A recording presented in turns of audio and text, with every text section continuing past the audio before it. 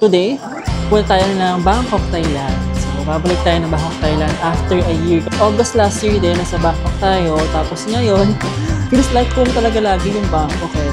Like, ito talaga yung OG favorite country ko bago yung Vietnam. So, abangan niyo yung mga vlogs natin ngayon sa Bangkok. Marami tayong pupuntahan na napuntahan natin before at yung mga di pa natin pupuntahan din natin. Hi guys, so we're here na sa NAIA. So, di tayo sa Terminal 3. So, it's currently 7:51 p.m.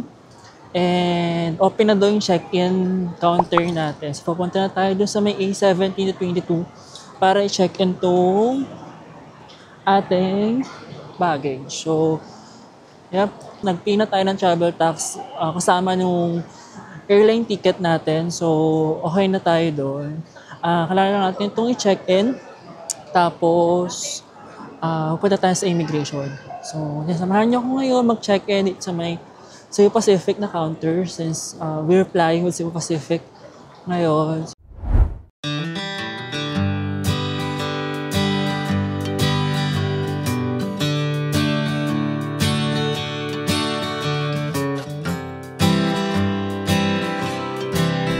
Nakapa-check-in na rin tayo ng check-in baggage natin. So, ang galing nga, sa Mahakto, like parang 20 kilos kasi yung baggage allowance. Tapos, 19.8 yung timbang ng baggage natin. So, ang galing-galing lang niya. Actually, ang daming improvements na NAIA ngayon. Ang liwanag, hindi ko alam kung ako lang, pero mapansin niyo ang liwanag ngayon sa NAIA. Parang dumami natin ilaw. So, baka isa yun sa mga improvement ng NAIA ngayon. Marami ng ilaw. Kasi dati medyo madilim. Tapos, nawala din yung mga ads. Ayan, if makikita nyo yung mga yan. Ayan, yung mga color white. Mga billboard kasi yan. So, ngayon wala silang mga billboard. Di ko alam kung tinanggal ba. Pero, mas maganda nga. Walang ganun. Kasi di nakaka-aesthetic yung mga billboard. So, ngayon po tayo sa may immigration na. So, bawal kasi ng video sa immigration. So, balikan ko kayo after natin makapasok sa immigration. So, hopefully makapasa tayo sa may immigration, di ba? Yun guys, quick update. Kakatapos lang natin sa immigration. Pati sa security check. Nag-start tayo doon 8 o'clock. Tapos ngayon ay 8:51 na. So, 51 minutes din yung tinagal natin sa immigration para sa security check. Nataka lang ako kasi parang after a long time na nag-travel ako, first time ko ulit, I mean, ngayon lang ulit ako na tanong na saan nagtatrabaho. Tapos hingin ako ng ID. Buti lang, dinala ko yung ID ko. O hindi, inako talaga. So parang tinanong sa akin, anong work mo? So sabi ko yung work ko. Tapos, yun, hiningi yung ID ko. Tapos yun lang naman tinanong sa akin. Pero yun nga, after nung first time ko, kasi yung first time ko talaga mag-travel, hiningi talaga yung ID. Pero ngayon, hiningi ulit yung ID ko sa parang, saan ito ba? Ano meron?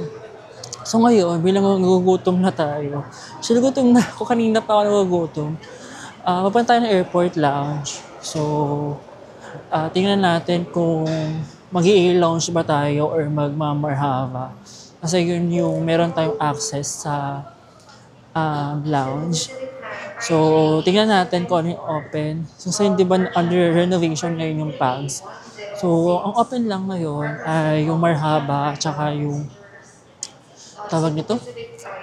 A-Lounge. Nakalimutan ko talaga. So, ang daming sarado ngayon ito sa NAIA. Kasi sobrang daming sarado. Pero nakikita nyo parang ni-renovate talaga sila. May mga bagong stall. Tapos, may mga nagbabago naman. Okay, tapan. Hanap ko na ngayon ay yung elevator going to the airport lounge. Kasi nasa may second floor yung airport lounge. So, yun. So, gutom na ako. Na-miss ko na yung siomai dun sa may PAGS. Kasi grabe guys, sobrang sarap yung siomai sa may PAGS. As in. Ang last na PAGS ko sa may Terminal 1 pa, yung nag-Vietnam ako. So, nag-Vietnam tayo, nag-launch tayo noon sa Terminal 1. So, ang sarap ng pagkain talaga. Ayan, finally tayo. Ayan na yung elevator. Yung lift going to the airport lounge. So yeah, update ko kayo mamaya. Sorry, mali pala ako ng information kanina. Hindi pala siya second floor. Nasa fourth floor pala yung mga lounges. Kasi parang aakyat ka eh. Yun. Actually, gusto ko i-try itong A-Lounge kasi hindi ko pa na-try A-Lounge sa may Terminal 3. Na-try ko pa lang lounge sa may Terminal 3S. Pags. Yung bukas pa yung Pags para sa mga credit card holders. Tapos, baba. Marhaba. Actually, labas lagi ako sa Marhaba kasi yun yung mas konti yung pila.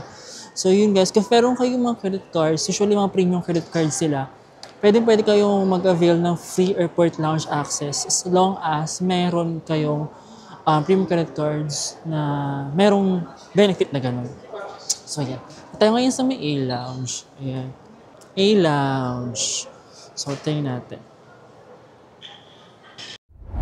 Hi guys, update ulit. So, hindi tayo pwede sa may A-Lounge kasi parang hindi siya covered nung credit card ko with RCBC. So, dito yung isang Marhaba kasi haba ng pila. Merong waiting list. So, parang pang-anim pa ata tayo. So, ang sabi ng receptionist, tawagan daw tayo pag meron ng vacant kapag turn na natin. Nagutan na ako. Hindi ko alam kung hihintayin ka ba itong Marhaba or kakain na ako kasi gutom na ako talaga. Hindi ako nag-dinner sa bahay eh. So, hindi ko alam. Kasi, well, langis ko naman talaga kasi yung Marhaba. Langis ko yung food sa Marhaba. Like the usual tambayan. Pero, gutom na ako. Actually, kaya mas maganda mag-fly sa Terminal 1. Kasi sa Terminal 1, konti lang yung tao. Konti lang yung tao, tapos premium talaga yung dating niya. Para ka talaga nasa premium airport talaga siya. Kasi ang ganda ng mga ang ganda ng interior ng mga lounge nila doon. As in, ang laki ng lounge nila doon. So, ayun. So, update ko ngayon pa nakapasok na ako sa Marhaba. O kain na lang ako sa baba. Or kahit sa may airport kasi hindi ko na kaya mag-antay. Ngayon ay 9:03. It's 9:03 guys. So, meron pa tayong 1.5 hour bago yung boarding natin. Kasi yung boarding natin ay 10:25. Tapos yung lapag natin sa BKK, was a 1 something, 1:40 ata. O sa 1:30. 1:30 AM. Yun yung lapag natin sa BKK.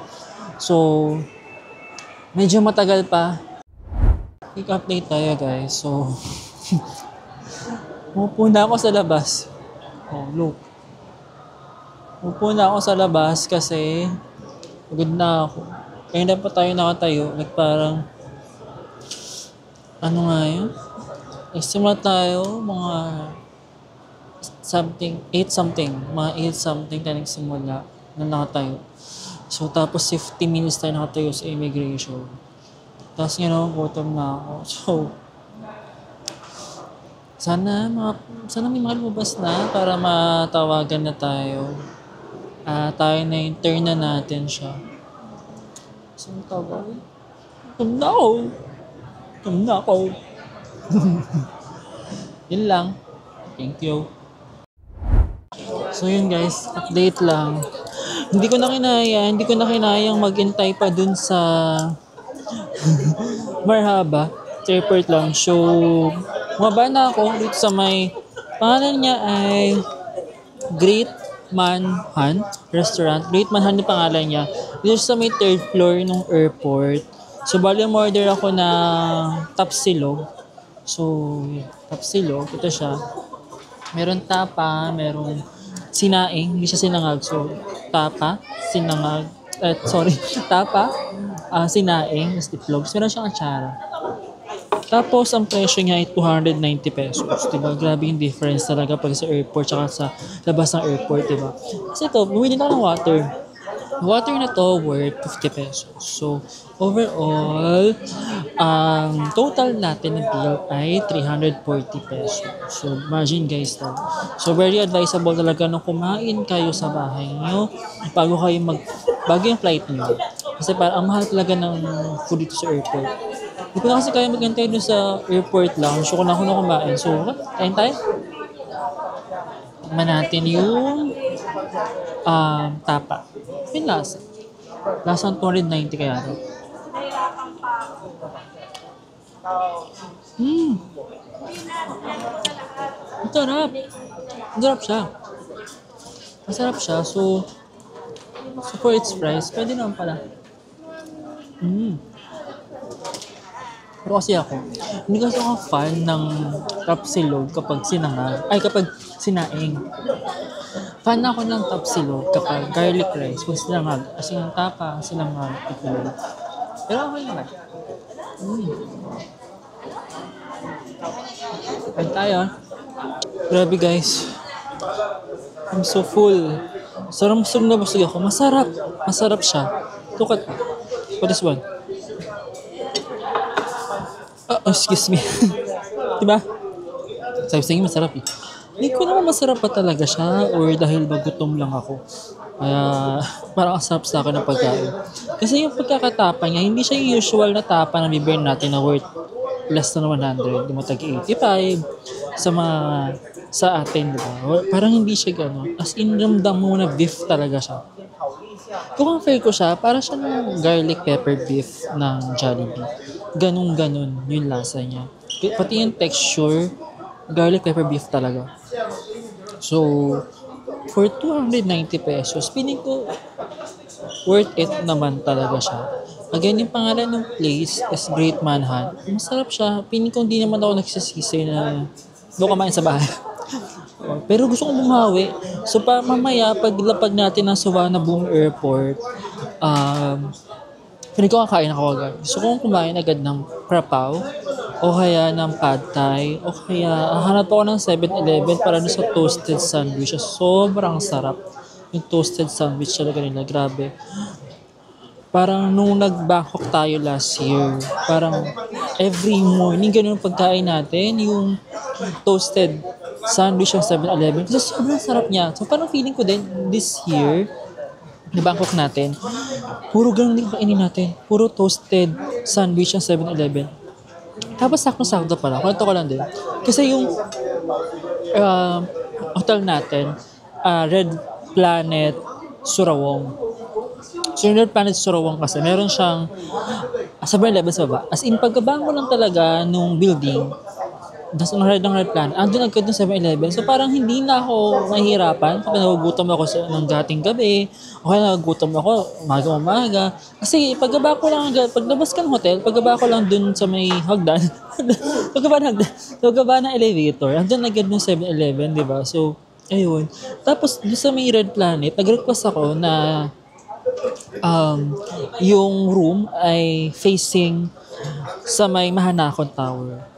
Kasi overlooking siya overlooking yung Mahanakon Tower nung sa room na yon. So, sana gets nga. Pero yun nga, ulitin natin. Okay, take two. Yung room na na-request ko, meron siyang view ng Mahanakon Tower. So, sana napagbigyan tayo ng Red Planet, di ba? So, ayun. So, parang kasi pag Red Planet, meron ganyan sa BGC, may ganyan dito sa Pilipinas. So, parang tiwala ka naman na okay yung service nila. So, feeling ko mamaya or tomorrow, depende sa pagod ko, magkakaroon tayo siguro ng room tour. Yung room tour nung room natin sa Red Planet, no? So, yun lang guys. So, mag-aantay lang ako ng board. Actually, dapat mag-board na kasi 10:26 na. 10:25 daw yung boarding, pero up until na wala pang call na mag-board na kami. So, feeling ko a bit delay yung flight. So, hopefully, hindi siya madelay kasi ayoko mag-stay ng matagal sa airport natin. Gusto ko na mag-last sa Suwana Boom. Ayan. Hindi pa. So, pero punta na tayo sa boarding gate natin para nakarelax na tayo, no? So, yun guys. So, again, kung gusto nyo kumain dito sa airport, sa NAIA Terminal 3, very much recommended tong The Great Manhunt. Lalo na pag puno yung mga sikat na restaurants. For example, puno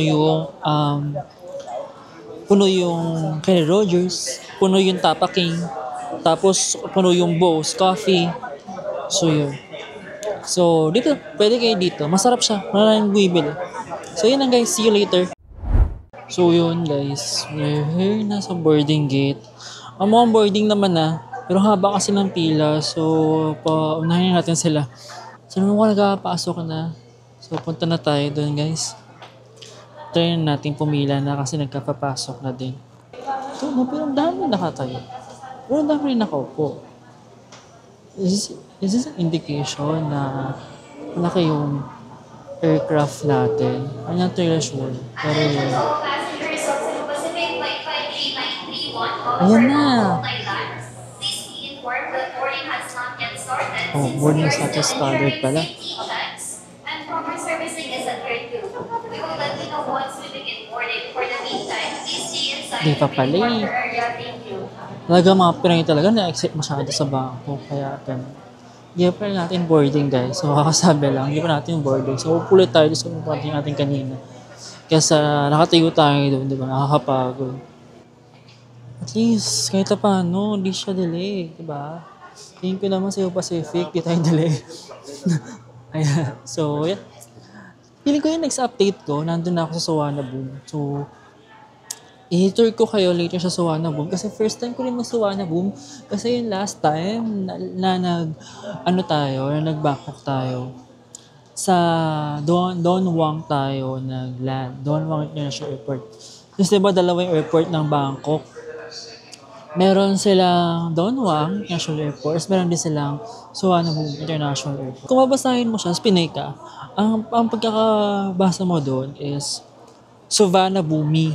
Ganun siya pag hindi mo alam yung pronunciation talaga. Sawana Bumi. Ganun.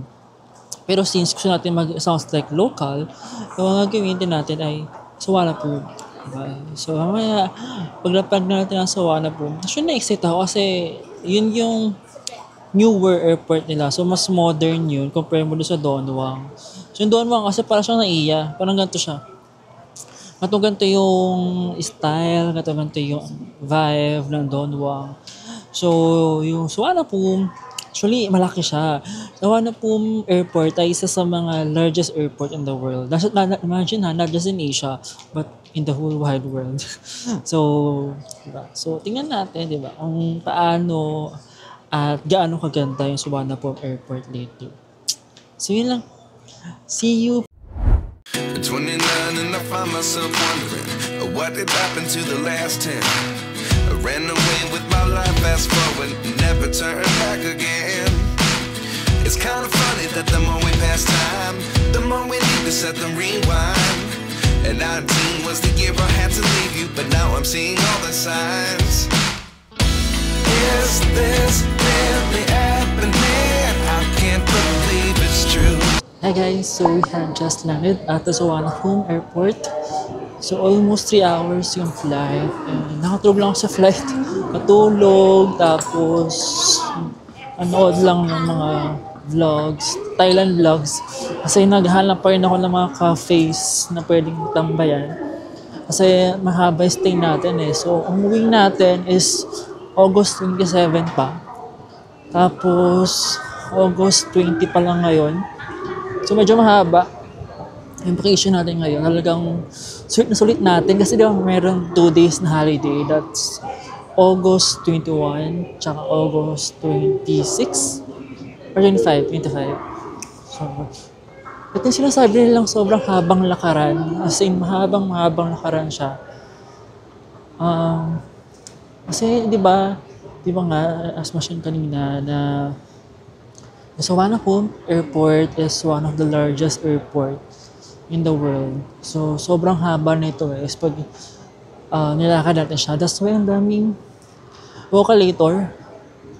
Siguro to help yung mga passengers na hindi mapagod kasi sobrang nakapagod. Pero grabe. Ang lamig. Ang lamig ng airport nila. Kinigilaw ako. Parang wala ka sa Thailand sa sobrang lamig ng airport. As in, paggaba namin ng airplane, as in, sobrang lamig. Himig malala yung lamig ng airport nila dito. Maiya. Ano na? Oo, ganun. Sobrang, diba? Ito yung ideal airport talaga ng Pinas, diba? So, doon sa mga nagsasabi talaga na, lang lang narinig yun na ang Bangkok daw, ang Thailand daw as a whole, is para siyang Pilipinas. Please no. Hindi talaga. Kasi parang better talaga tong Bangkok. Sabi ko nga, parang feels home. Feels like home, pero better. Diba? Ayun ang habang lakaran nito, as in, dun pa sa pinakadulo, yung immigration. So much guys, yung pagland pa lang namin, sobrang haba na nung tinakbo nung airplane. Sobrang laki ng airport. As in, ang lamig. Sobrang lamig. As in, ang lamig ng airport talaga nila. Parang, ang dami kasing, daming aircon. Yung mga nakikita nyo na yan, that's, ayan. Yan, yung color gray, aircon siya. Oh, di ba? Aircon siya. So, ang daming ganyan. Parang bawat ilang meters ba to? Kung tayo magkwenta, kasi nakantok na rin ako, hindi ko na rin alam kung kaya ko magkwenta ng mga meters na yan. Pero, ito na naman, Pero na naman dyan. Dito meron. So, kabilaan. Kaya sobrang lamig. Pero ang aesthetic ng airport nila. Pati yung upuan, pare-parehas yung kulay. Color brown. Hindi ako fan ng upuan sa iyan na iba-ibang shade ng color green. Color green na green. Merong light green. Merong blue-green. So, nakaka-OC na parang iba-iba yung kulay. So, yun. Update ko kayo paglagpas natin ng immigration. So, yun guys. So, palabas na tayo ng airport. Daan na tayo sa immigration. Medyo matagal. Yung immigration nila. Almost 1 hour ako sa immigration. Tapos, nag-withdraw ako ng money sa K-Bank. So, take note lang na mayroon silang 250 na withdrawal fee. 150 baht Tapos ngayon, punta tayo ng Grab pickup point. Ayan, dito ng Grab pickup point. Sobrang lapit lang niya kapag sa exit 4 kayo nag-exit. Ayan, yun na yung Grab pickup point guys. Ayan. There. Yun, Grab pickup point. Ngayon, mag-book na ako ng Grab. Tapos, update ko na nasa hotel na tayo. Ang sabi sa Google Maps, 30 minutes lang daw yung biyahe from Suvarnabhumi Airport hanggang sa Red Planet. Surawong. So, pagod na ako. Actually guys, ngayon ay 3:24 AM na sa Bangkok. So, 4:24 na dyan sa Pilipinas. So, magpahinga. Pero kailangan ito ilaban. Update ko ngayon. Medyo gutom na rin ako. Gusto ko mag 7-Eleven na maya. So yun guys, quick room tour lang tayo. So nakapag-check-in na tayo ngayon dito sa Red Planet, Surawong. Ganda ng hotel. And yes, napagbigyan nila yung request ko. Sobra. Ang request ko kasi is, gusto ko yung room is facing the Mahanakon Tower. Yung, if I'm not mistaken, siya yung pinakamataas, tallest building sa Thailand. So yan. Ayan, kitang-kita dito yung Mahanakon Tower. So parang, love. Okay, magpasok natin dito. Ito na siya. Ayan, nagpasok natin. Yan, CR yan. Toilet. Ayan. Ayan siya. Toilet. Basic lang. So, dito yung toilet and then yung shower. Ayan. Basic. Meron din soap dito. Ayan. Tapos, lipat tayo dito. Ito lang ba talaga ilaw dito? Piling ko may ibang ilaw pa dito eh. Yun. So, yan. May ibang ilaw pa. So, ayan. Ito siya. Pwede dito mag-outfit check. Ayan. Ito yung mag-outfit check dyan kapag nakapagpahinga na tayo sa pagod pa ako. Tapos, meron sila ditong pa-blower. Tapos, may TV. Ayan. Tapos, ito yung bedroom. Ayan. Ang daming, sa atin na itong ilaw. Ayan, ang daming salamin. Ayan, may salamin din dito. Parang yung buong yun, salamin siya. Ayan, yan siya. So, one, tas dalawa, may salamin din doon. So, pwede tayo dyan check ng mga ano natin. Di ba? Kung ano lang sa mukha. Yan. Tapos, ito yung sinasabi ko sa inyo. Yung meron tayong view ng Mahanakon Tower. Ayan. Hindi siya kita ngayon, pero ayan. Yung building na may ilaw-ilaw na yan na color yellow. Basta yan. Mahanakon Tower yan. Tapos ang ganda kasi talagang saktong-sakto rin sa Mahanakon Tower yung binigay sa ating room. Ang galing nga oh. Ayan, ito yung lobby ng hotel. Ano pala? Entrance. Ayan. Red Planet Hotel. Ayan siya. So, yun lang guys. Ayan. Ay, nakalimutan ko pala sabihin. Meron din ditong bolt. Ayan. So, in case may iwan kayo, ganyan. And meron din siyang mini ref. So, walang laman ng mini ref. Ang downside lang nito is wala silang free water. So, buti lang merong 7-Eleven sa baba. Simple lang siya, pero malinis, magaan yung vibe. Ganun. Modern din kasi yung design, di ba? So, ang ganda. Gustong-gusto ko siya. Feel ko makatulog ko dito ng mahimbing. So, yun lang guys for today. So, thank you for watching this vlog. And I hope to see you on my next vlog. Bye-bye!